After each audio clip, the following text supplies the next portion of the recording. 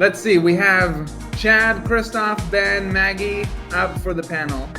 What might be like a good, like dramatic way to introduce you guys? I'm not sure. How about this? We should, okay, I'm gonna bring one person on first and then they can introduce the next person. Do you all know each other? I'm not even sure you all know each other. Let's see. Maggie, are you here with me? I'm here. Hey, hi Maggie, how are you? Hey, Adam. What are you guys going to be talking about today? We're talking what it takes to work in data engineering these days. We've all been in the space for, I don't know, collectively half a century, I think. So yeah, we're going to dig into how the data engineering role has shifted and kind of how we evolve with it. The only constant is data change. Data change. Okay. I love it. So next to the stage, maybe we'll introduce Chad. Chad, are you with us? I'm with you. Hi, Chad. We got Christophe. Hello, Christophe. Hey. And Ben. Hello.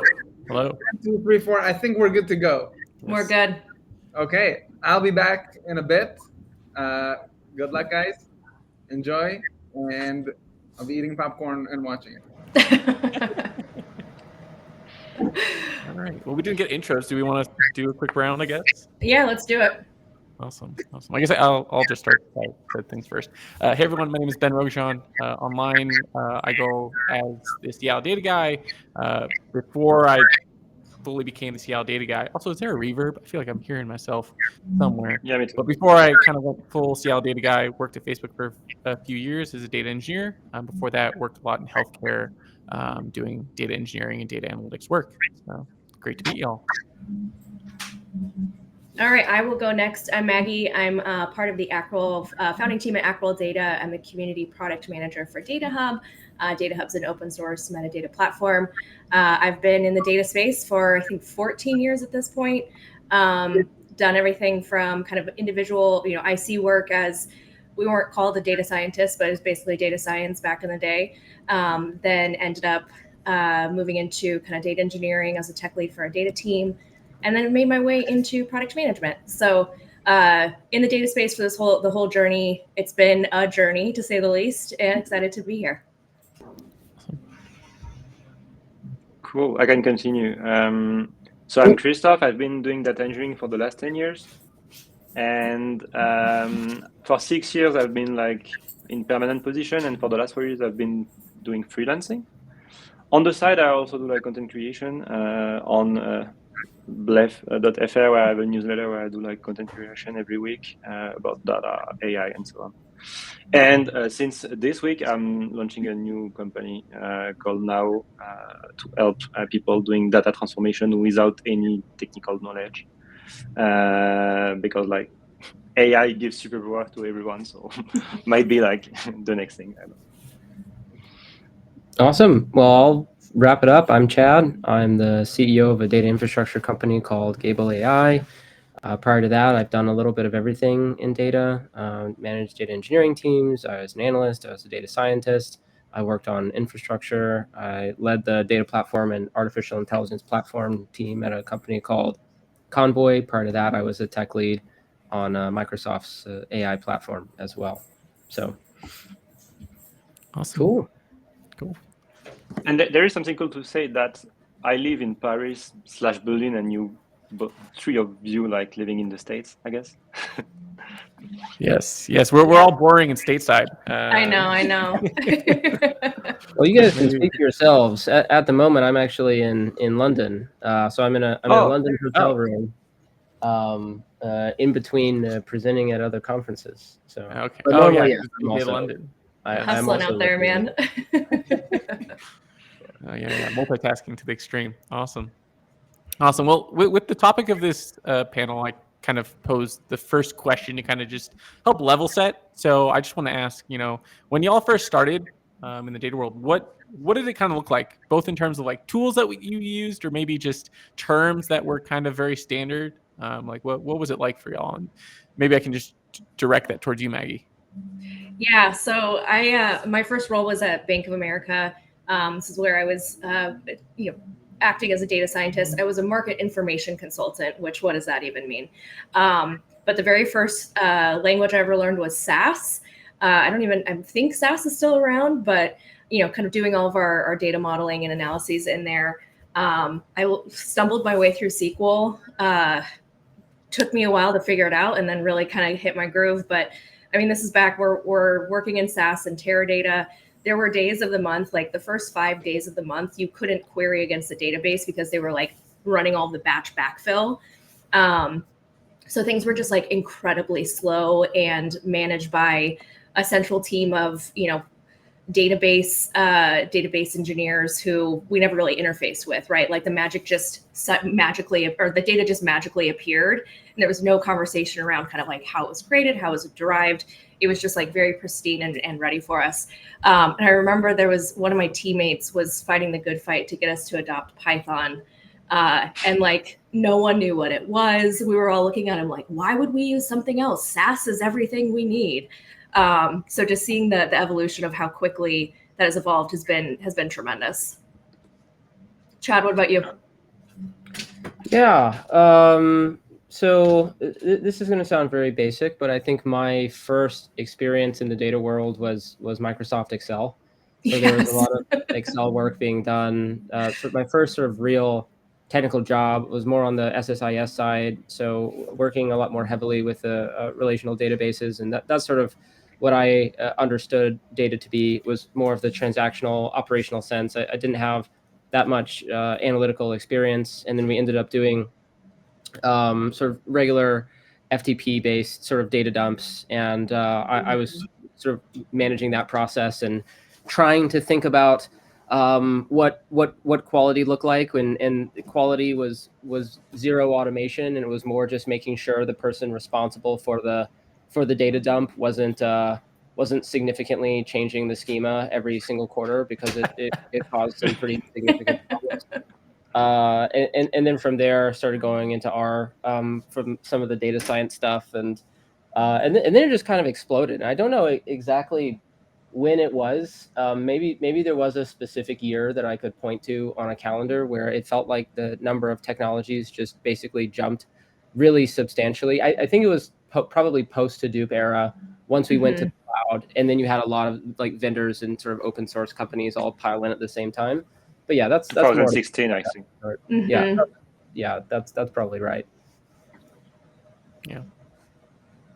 Yeah, and on my side, I don't know if I came late to the party compared to you, but back in the time, so when I started, like in 2014, I started with Hadoop in 2014 in France, and at that time it was like one of the first projects in France, like to build data lakes and so on. I was in a consultancy firm, and at the time I was like every time saying to the clients, yeah, in France we are like 3 years later before the States, so we are doing the same as they do, and it exploded on their side, but they started in 2011.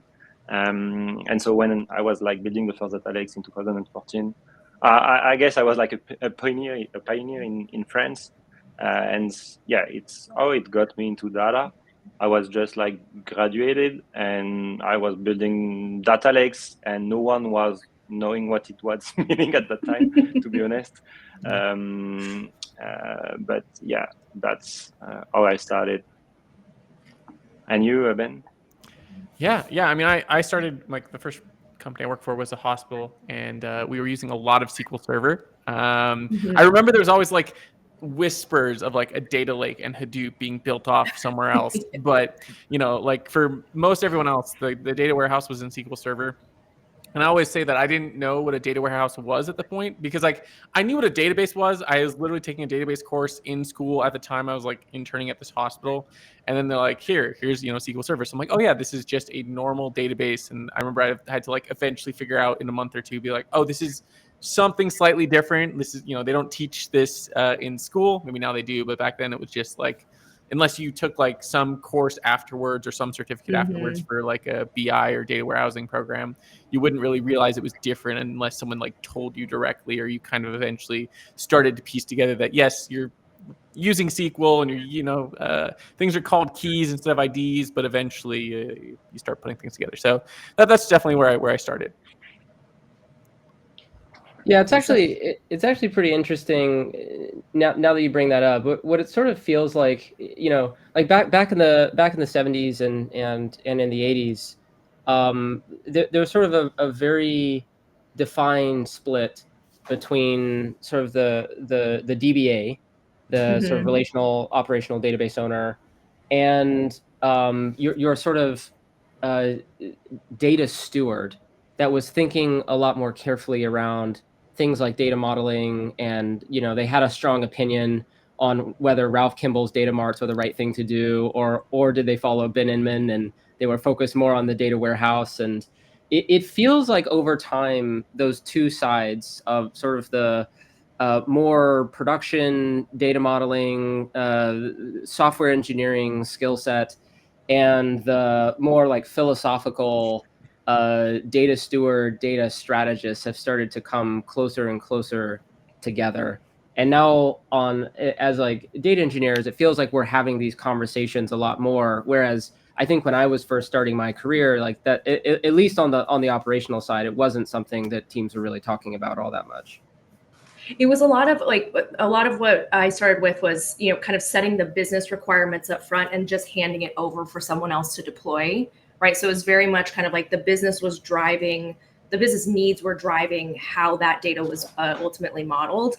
And what I've seen is it's been really interesting to kind of see that kind of requirement relax, because it's so much easier to produce or transform or store, kind of get data in and out, to where you don't need to, it's like lower risk or lower time to value there.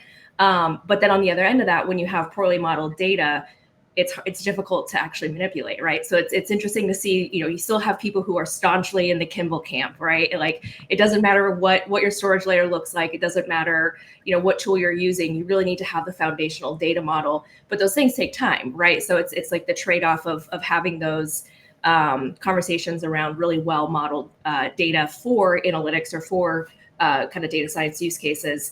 And I see that debate just still kind of, we haven't settled that debate on figuring out how we kind of sequence all of these things together. But I think there is an issue, because like data teams are often seen as cost center, whereas like software engineering team or like proper product team, I would say, produce something that makes money. Whereas like data team is often like doing like reporting or stuff like this, but it doesn't make money. It just show numbers. And I think this is something I've said a lot of time, that to me, like a lot of data teams are still in their existential crisis. They didn't find like their goal in the company. So they say yes to everything. They say they are like doing shadow IT, trying like to find like their purpose within a company. And so that leads to poorly designed, wrong data models, no contract, whatever, because they just say yes, they do it on the rush, and they want to prove value, actually. Yeah. And still the same, actually. It was the same 10 years ago. It's still the same today. That's exactly where I was going to go. I was like, so it feels like what you're saying is not much has changed. We've just changed maybe the platform and the technology, but like the people problems remain the same, right? Because I think that's like, if you were to ask like what's some of the biggest changes, right, over the last decade or so, it's like just the adoption of cloud has been, it just takes time, right? Like when things were launched, and now, things take time. And then you're just seeing, I think the other thing is that a larger range of companies now have things like a data warehouse, whereas before it was like, okay, do you have $5 million to sign up for Teradata? Okay, if not, you're just doing a SQL server, underneath someone's desk, and that's if you're willing to pay someone for it. And you can't access your data because you have like an ERP that either you don't have access to the database, or the only way you can access it is through some sort of Excel plugin that lets you export data.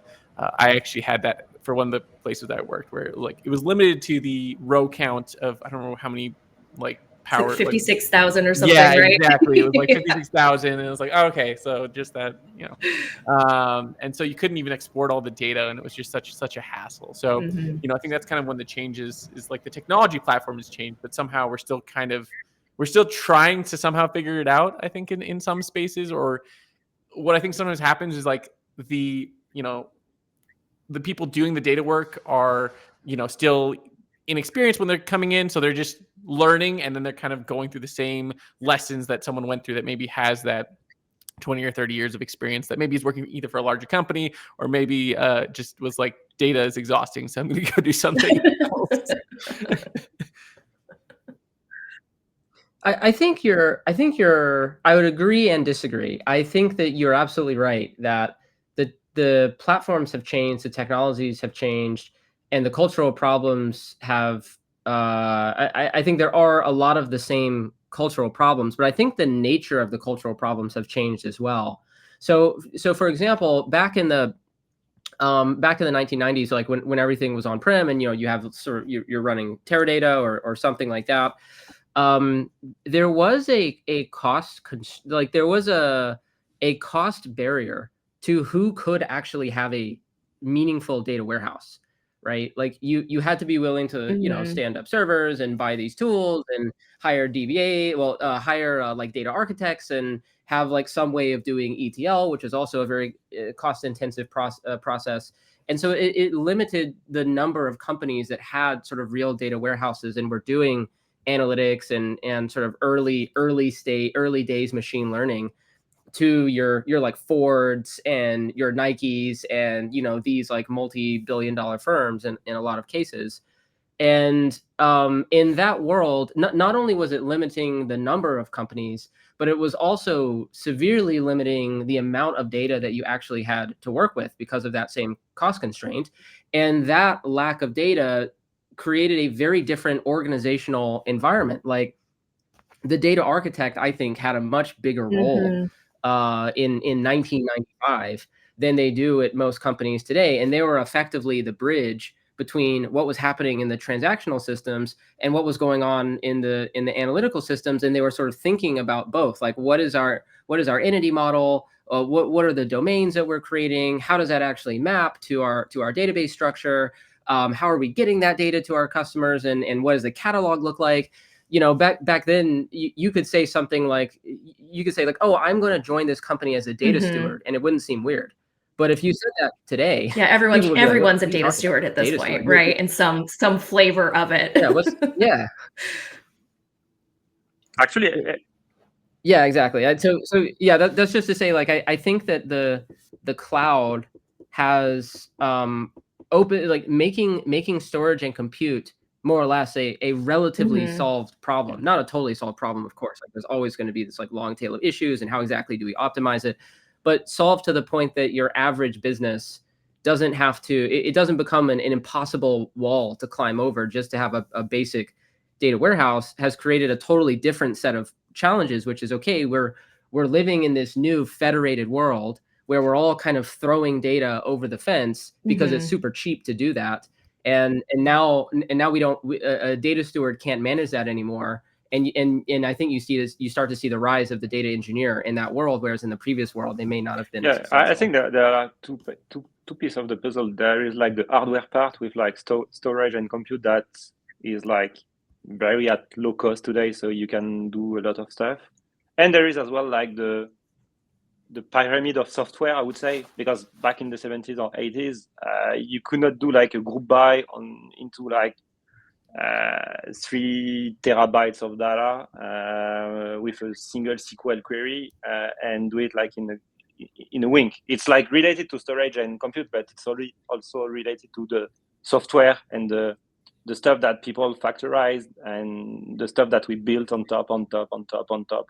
With all the software that we have today and the frameworks and the distributed stuff and so on, I guess.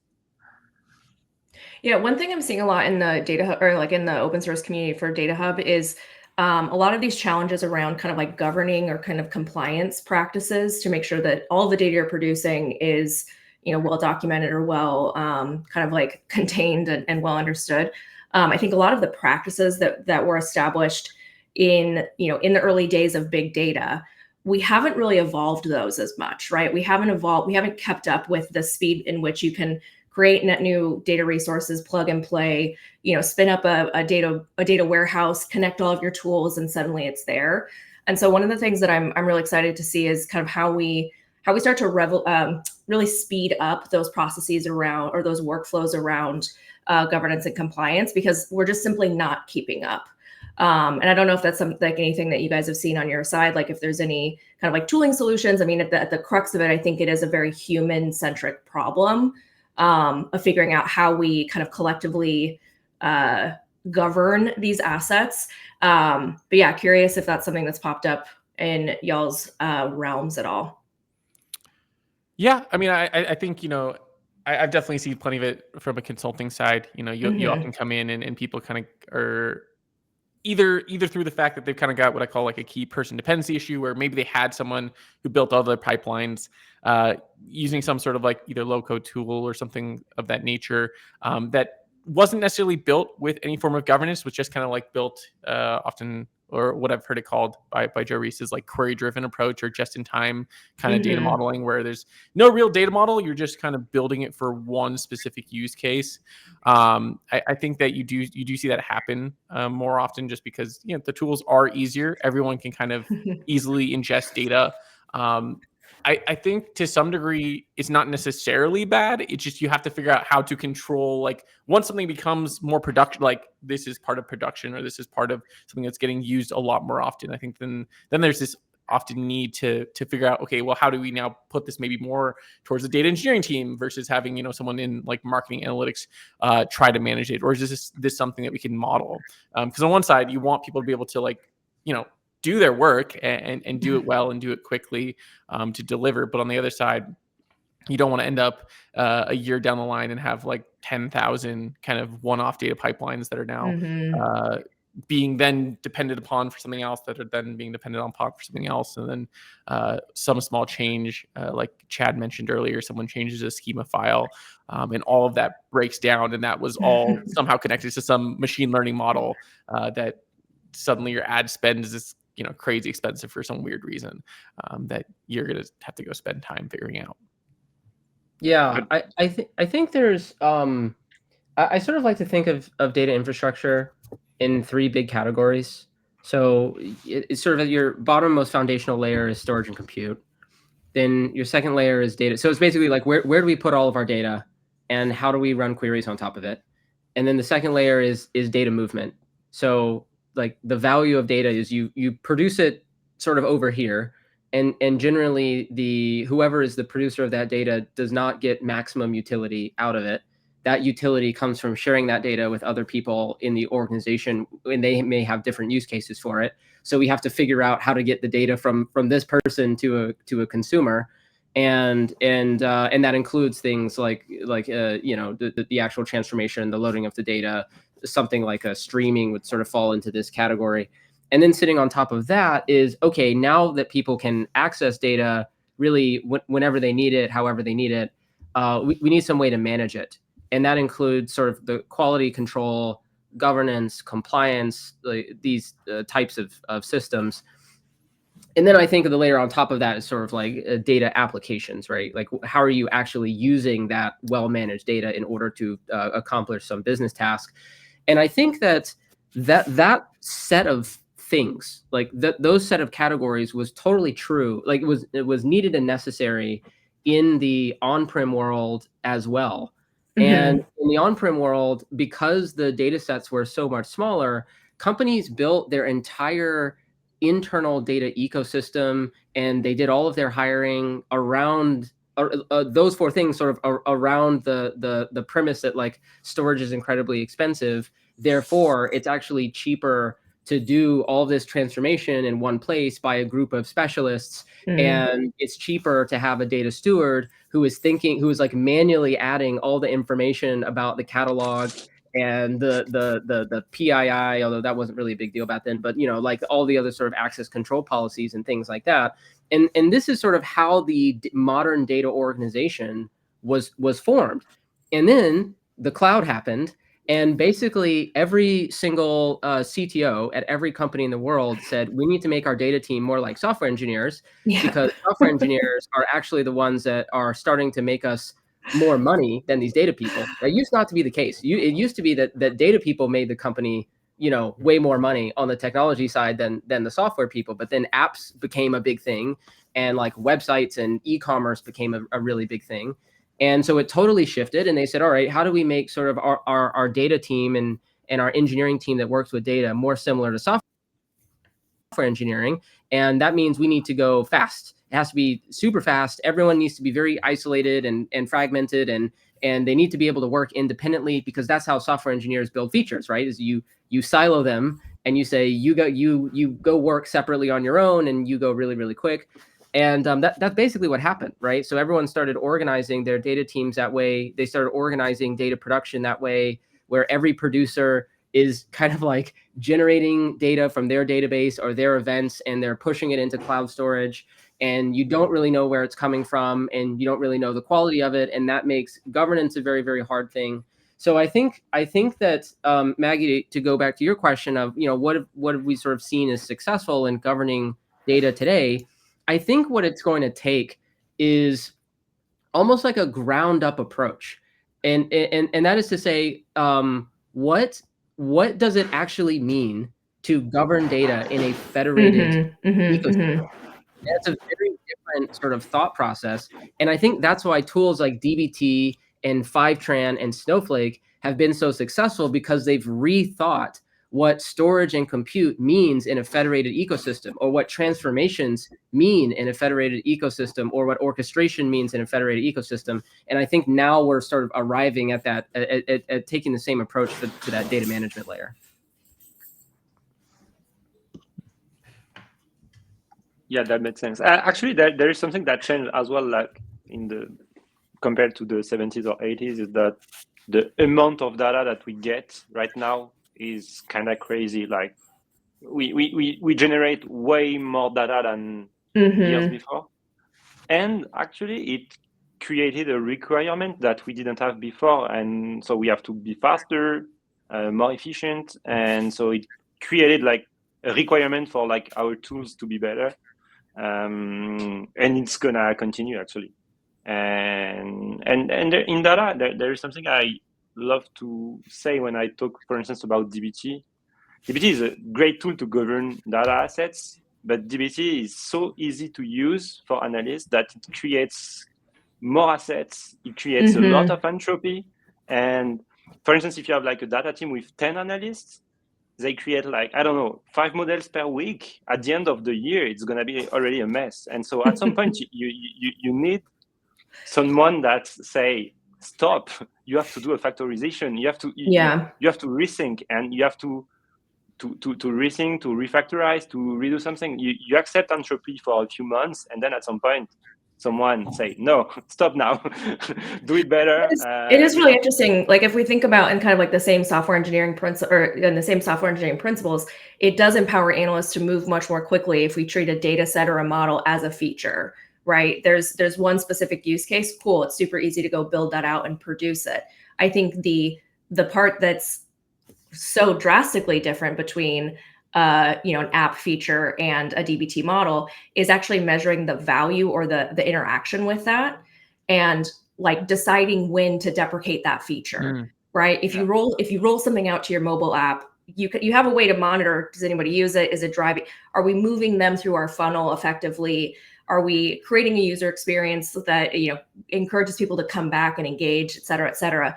Whereas with the data model, it could just sit there, right? And so what do? You look at query activity, you look at maybe how often it's referenced in Looker or Tableau or whatever that is.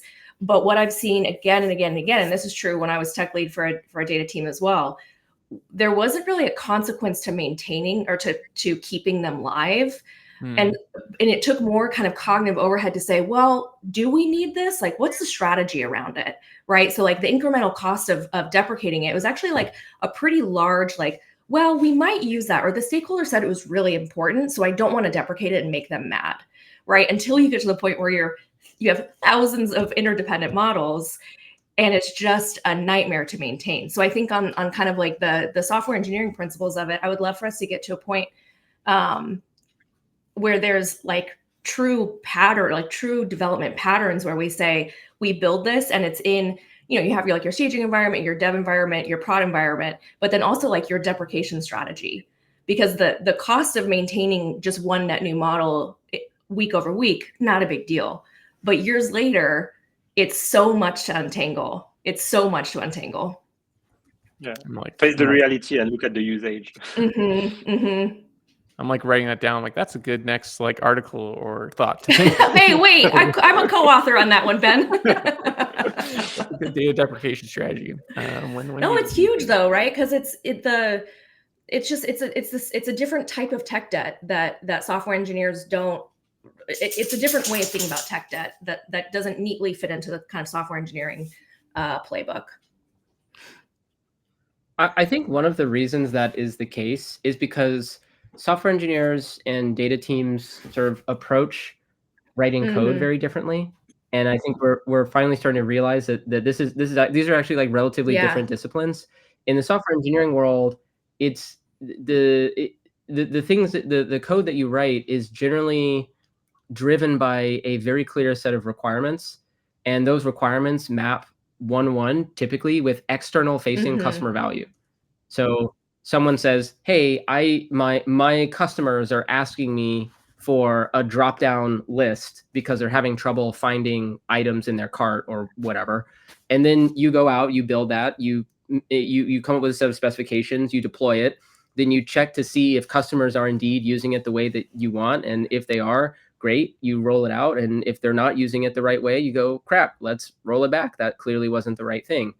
So it's very easy to sort of map software to value, whereas in data land, it's not really like that. Data almost always starts with a question, right? You have a question about the world. You say, "Well, I wonder, I want to understand X, how customers are interacting with this functionality, or how marketing performance has been over the last 3 or 4 years."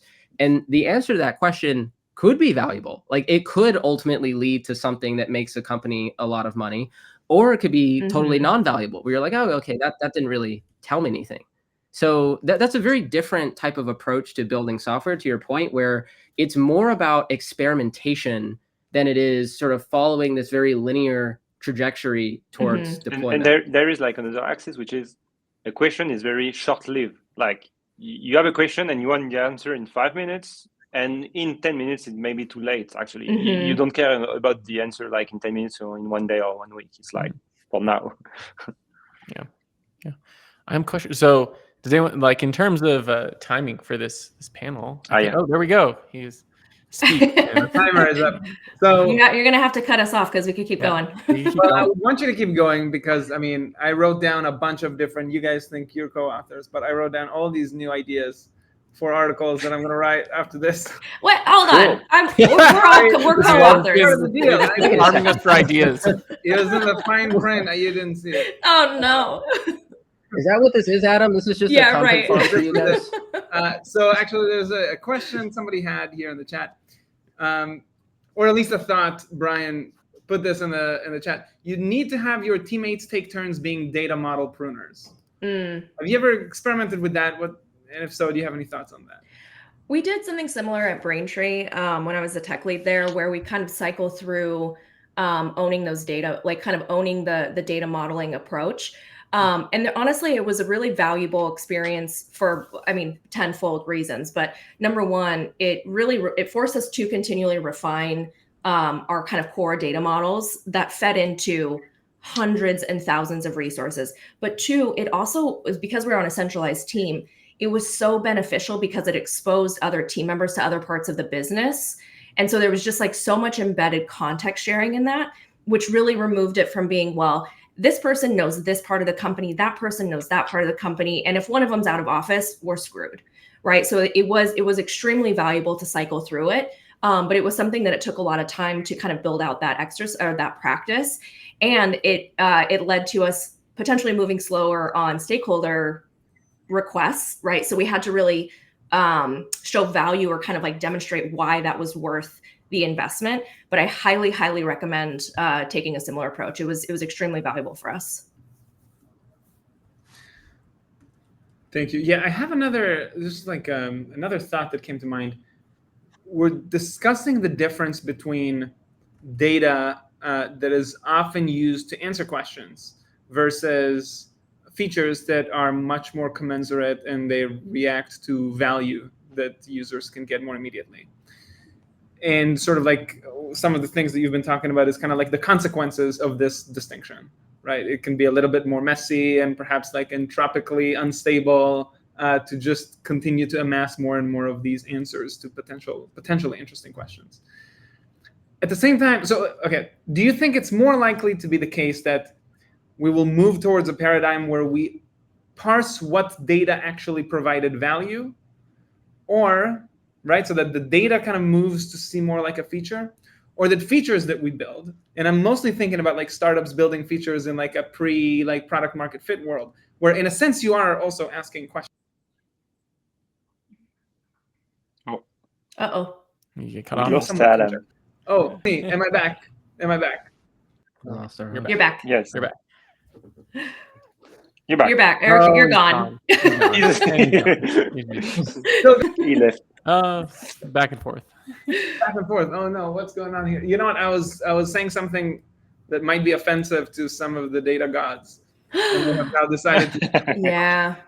Okay, I'll summarize this quickly as the question. Do you think it's more likely that data will begin to function more like features, in the sense that it's very important that we attribute value to each data or model or data set that we produce, or that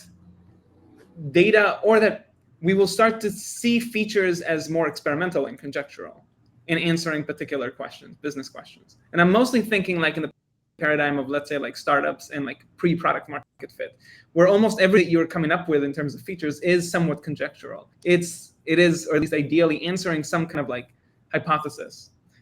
So do you have a sense of which way we're likely to move? I feel like there's, sorry. Go ahead. I feel like there's a little bit of a split, because like there are some aspects that, like, sometimes you do have data that you might be using to build into a feature, right? Like maybe it's for an ML model, maybe it's a feature. And then there's the other side where it's like, okay, if it's building a report, or as Christophe mentioned earlier, it's like, we just need to know this question right now, the next 2 minutes, and then after that, the value of it kind of dissipates. So I think I don't think it's going to push towards any way. I just think there's different places that data adds value, and some of it is in a feature, and some of it is just this ethereal, like, we just need to know so we can make a choice.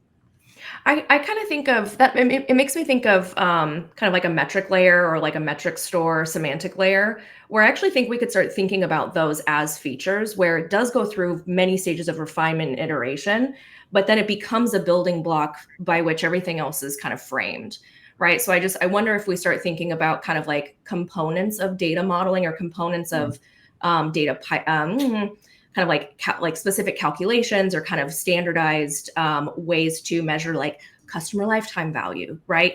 You go through, it takes you a while to figure out, what does that mean for the business? How do we measure it? What are our inputs? The feature, kind of that output, is maybe something that starts to evolve more into a feature, where kind of the ultimate output remains the same, and is more like interoperable with the evolution of your data ecosystem over time. Yeah, I think this is a really interesting topic. I would love it if the business started to look at their data model more like a product. Unfortunately, I don't think that will ever happen until you can trace a very clear line from the data model to a dollar in a bank, because that's exactly what you can do with a software feature, and that's how CTOs and other engineering leaders make resourcing decisions. Is they basically say, well, I know exactly how many people I should hire, because it's going to get me X amount of ROI on this product that we're deploying by this date. So I think that this is why the data product phenomenon is becoming so exciting for data teams, is because we're moving away from just saying, hey, we're doing data modeling for the sake of it, or we're doing data quality for the sake of it because it's the right thing to do. And we're actually doing it because data needs to be treated like a product, because it can be traced to that value. And my view is that in the same way, like an application has a front end and a back end, right? You have a front end that is a customer interface, and they go in and they type some things and they click on buttons and they get value out of that. And then you have this really big, complex, gnarly backend system with like databases and a whole bunch of other things. I think that data products will effectively have that same sort of relationship, where you've got a front end and the front end might be a dashboard, it might be the prediction of a machine learning model, and the back end is your pipeline, right? Mm-hmm. Like it is your data model. It's all the stuff that ultimately produces the thing that a customer has interacts with. And once we start doing a better job sort of categorizing what are the data products in our ecosystem, like what are the, and again, the data product is the front end and the back end. So what are the pipelines all together that are money and creating value for our customers that we can tie to a dollar in a bank? Then I think we're going to start to see this convergence between the way that software engineers sort of take accountability and responsibility and visibility for their products, and the way that data teams do. And then, Adam, to your point, I agree. I totally think that engineers will start getting more experimental as well. So there's probably going to be a bit of a bidirectional convergence here over time.